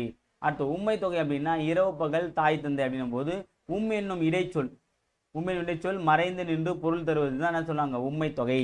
அப்போ வந்து இரவு பகல் அப்படின்னா இரவும் பகலும், தாய் தந்தைன்னா தாயும் தந்தையும், அதில் உண்மை என்ற விகுதி மறைந்து வந்தால் அது பேர் வந்து உண்மை தொகை. ஓகேவா? அடுத்து பார்த்தீங்கன்னா அன்மொழி தொகை. பொற்றொடி வந்தால் இது தொடி என்பது வளையல். அதாவது என்ன அப்படின்னு பார்த்தீங்கன்னா வேற்றுமை வினை பண்பு ஊமை உண்மை ஆகிய தொகைநிலை தொடர்களுள் அவை அல்லாத வேறு பிற சொற்கள் மறைந்து வருவது அன்மொழி தொகையாகும். சரியா? ஸோ வந்து வேற்றுமை உருவம் வராது, வினை தொகையில வராது, பண்பு தொகையில வராது, ஊமை உருவா இருக்காது, உண்மை தொகையா இருக்காது. இது எதுவுமே தாண்டி இதுக்கு அடுத்து ஸ்பெஷலாக ஒரு கேட்டகரி வருதுன்னா அது எல்லாமே அன்மொழி தொகையில சேர்த்துருவாங்க. ஓகே, பொட்டொடி வந்தாள் அப்படின்ற ஒரு வாசகம் இருக்கு அப்படின்னா இதில் வந்து பொன்னால் ஆகிய வளையலை அணிந்த பெண் வந்தாள் என்று பொருள். பொன்னால் ஆகிய வளையலை அணிந்த பெண் வந்தாள் என்று பொருள். ஸோ இவ்வளோ பெருசு வந்து சுருங்கிறதுனால என்ன சொல்கிறாங்க, இது அன்மொழி தொகை அப்படின்னு சொல்லி குறிப்பிடுறாங்க. ஓகே, அடுத்து தொகாநிலை தொடர். எப்படி தொகைநிலை தொடர் 6 வகை பார்த்தோமோ தொகாநிலை தொடர் மொத்தம் 9 வகை இருக்குது. ஒன்று பார்க்கலாம். ஃபர்ஸ்ட் எழுவாய் தொடர் அப்படின்னா எழுவாயை வந்து முன்னிலைப்படுத்தி வரும். மல்லிகை மலர்ந்தது, இப்போ மல்லிகை என்பது பார்த்தீங்கன்னா ஒரு எழுவாய்.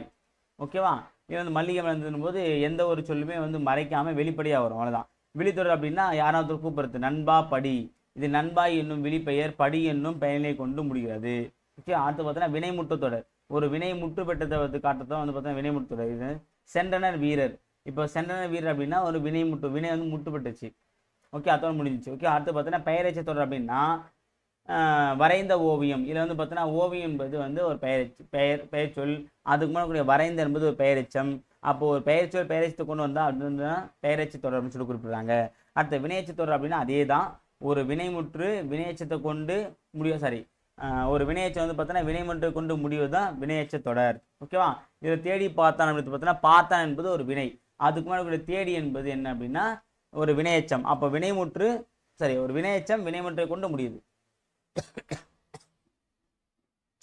அடுத்தது வேற்றுமை தொகாநிலை தொடர்கள். வேற்றுமை அப்படின்னா வேற்றுமை உருவு வெளிப்படையாக வரும். இப்போ எக்ஸாம்பிள் கவிதையை எழுதினான், இல்லை கவிதை என்றது பார்த்தீங்கன்னா ஐ என்ற வேற்றுமை உருவு வெளிப்படையாக வந்திருக்கு. அப்படின்னா இது வேற்றுமை தொகாநிலை தொடர். வேற்றுமை தொக்கி வரல, மறைந்து வரல, வெளிப்படையாக வந்திருக்குன்னு அர்த்தம். அடுத்தது 7வது இடைச்சொல் தொடர். மற்று பிற. இதில் மற்று கூட்டல் பிறன் பிரிப்பாங்க. இதில் மற்று என்னும் இடைச்சொல் வெளிப்படையாக வந்துள்ளதால் இது இடைச்சொல் ஆகும். அதாவது அந்த மட்டுன்ற அந்த இடைச்சொல்லே ஒரு தொடராக வந்திருக்கிறதுனால என்ன சொல்றாங்க, இடைச்சொல் தொடர் அப்படின்னு சொல்லி குறிப்பிடுறாங்க. ஞாபகம் வச்சுங்க, இந்த இது கேட்கலாம் கண்டிப்பா. ஓகேவா, அடுத்து பார்த்தீங்கன்னா உரிச்சொல் தொடர். எடுத்துக்காட்டு சாலம் நன்று. இதில் சாலை என்னும் உரிச்சொல் வெளிப்படையாக வந்துள்ளதால் இது உரிச்சொல் தொடர் எனப்படும். சாலம் நன்று. ஓகேவா, அடுத்து பார்த்தீங்கன்னா அடுக்கு தொடர் அப்படின்னும் போது ஒரே வார்த்தை வந்து பலமுறை அடுக்கி வருவது தான் அது அடுக்கு தொடர். ஓகேவா, அப்படின்னு சொல்றாங்க. நான் நன்று நன்று நன்று. ஓகே, அவ்வளோதான். ஸோ அடுத்து பார்த்தீங்க அப்படின்னா சொற்களுக்கு இடையே வேற்றுமை உருவு மறைந்து வருவது என்னது, வேற்றுமை தொகை. செம்மரம் என்னும் சொல் டேஷ் தொகைனா பண்பு தொகை. கண்ணாவா என்பது விழித்தொடர். இங்க பெயரச்சு தொடர் என்ன வரும், பாடி எழுதிய பாடல் பெயரச்சு தொடர். வினையச்சு தொடர்னா பாடி முடித்தான். வினைமுட்டு தொடர்னா வென்றான் சோழன். எழுவாய் தொடர்னா கார்குழலி படித்தாள். விழித்தொடர் அப்படின்னா புலவரே வருக. சரிங்களா, முடிஞ்சு போச்சு. அடுத்து நம்ம வந்து பார்த்தீங்கன்னா இந்த ப்ராக்டிஸ் வேர்ட்ஸாக வந்து யூஸ் பண்ணி பாருங்க. இதெல்லாம் போட்டு பார்த்தீங்கன்னா கண்டிப்பாக உங்களுக்கு பிடிக்கும். அடுத்த கலைச்சொல் அறிவும் பார்க்கலாம். கைவினை பொருட்கள் அப்படின்னா கிராஃப்ட். புல்லாங்குழல் அப்படின்னா ஃப்ளூட்டு. முரசுனா ட்ரம்மு. கூடை முடிதல் அப்படின்னா பேஸ்கட்ரி. பின்னுதல் அப்படின்னா நைட்டிங். கொம்பு அப்படின்னா ஹார்ன். கைவினைஞர் அப்படின்னா ஆர்டிசன். சடங்கு அப்படின்னா ரைட். சடங்கு ரைட். அடுத்து பார்த்தீங்கன்னா கடைசியாக நம்ம திருக்குறள் டாபிக் பார்க்க போகிறோம். ஸோ திருக்குறளுடைய இந்த ஏழு வந்து முடியுது. கிட்டத்தட்ட பார்த்தீங்கன்னா நம்ம 1 hour தாண்டி வந்து போயிட்டுருக்கோம். ஏன்னா 1 hour அப்படின்னாலும் அதை தாண்டி போனாலும் ரொம்பவே ஒரு ஒர்த்தான ஒரு டாபிக், கண்டிப்பாக நம்ம படிக்கக்கூடிய டாபிக் தான். சரிங்களா, இதை பார்த்தீங்கன்னா தெரிந்து விளையாடல்.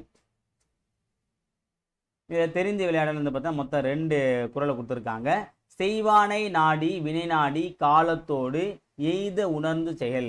இது செய்வானை நாடி வினை நாடி காலத்தோடு எய்ந்த உணர்ந்து செயல் அப்படின்னா செயலாற்றும் திறனுடையவரையும் செய்ய வேண்டிய செயலையும் செய்வதற்குரிய காலத்தையும் ஆராய்ந்து அச்செயலை நிறைவேற்ற வேண்டும். ஓகேவா, ஒரு நம்ம செயலை செய்ய போறோம் அப்படின்னா அந்த செயலாற்றும் திறனை உடையவரை செய்ய வேண்டிய செயல் என்னென்னு தெரிஞ்சுக்கணும். செய்வதற்குரிய சரியான காலத்தை வந்து ஆராய்ந்து அந்த செயலை செஞ்சோம் அப்படின்னா நமக்கு வெற்றி கிடைக்கும்னு சொன்னாங்க. அடுத்த 2வது குறள் பாருங்க.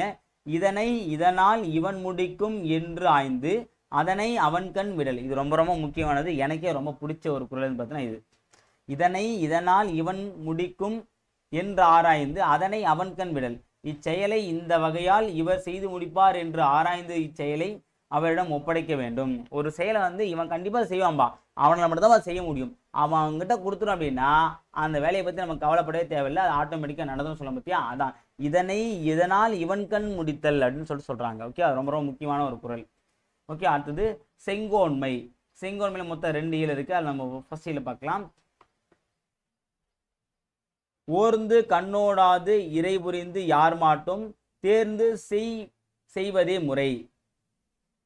தேர்ந்து செய்வதே முறை அப்படின்னு என்ன அப்படின்னா, எதையும் நன்கு ஆராய்ந்து ஒரு பக்கம் சாயாது நடுநிலையில் நின்று நடத்துவதே சிறந்த ஆட்சியாகும். அடுத்தது, இறை காக்கும் வையகம் எல்லாம் அவனை முறை காக்கும் முட்டாட்சியின். இறை காக்கும் வையகம் எல்லாம் அவனை முறை காக்கும் முட்டாட்சியின். உலகத்து உயிர்களை எல்லாம் அரசர் காப்பாற்றுவார், அவரை அவரது குற்றமற்ற ஆட்சி காப்பாற்றும்.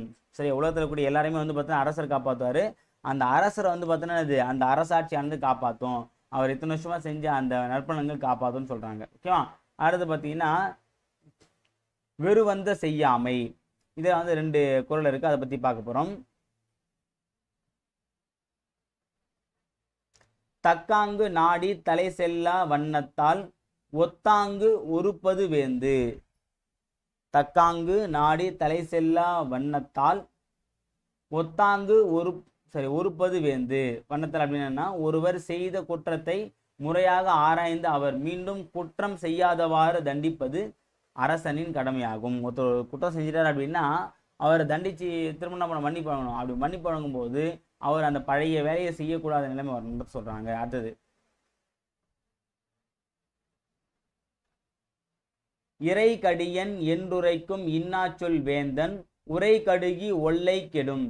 இறை கடியன் என்றுரைக்கும் இன்னாச்சொல் வேந்தன் உரை கடுகி ஒல்லை கெடும் அப்படின்னு என்ன அப்படின்னா, நம் அரசர் கடுமையானவர் என்று குடிமக்களால் தூற்றப்படும் கொடுஞ்சொல்லை உடைய அரசர் தன் வாழ்நாள் குறைந்து விரைவில் அழிவார். சரியா? மக்களே வந்து பார்த்தோன்னா இவன் எப்படா ஒழிவான்னு சொல்லிட்டு இருக்கான் பார்த்தீங்கன்னா, அந்த மாதிரி இருக்காங்கன்னா அவனுடைய வாழ்நாள்லாம் குறைன்றதை குறிப்பிடுறாங்க. அடுத்தது, சொல் வன்மை அப்படின்னு பார்த்தீங்கன்னா, கேட்டார் பிணிக்கும் தகையவாய் கேளாரும் வேட்பு முடிவதாம் சொல்.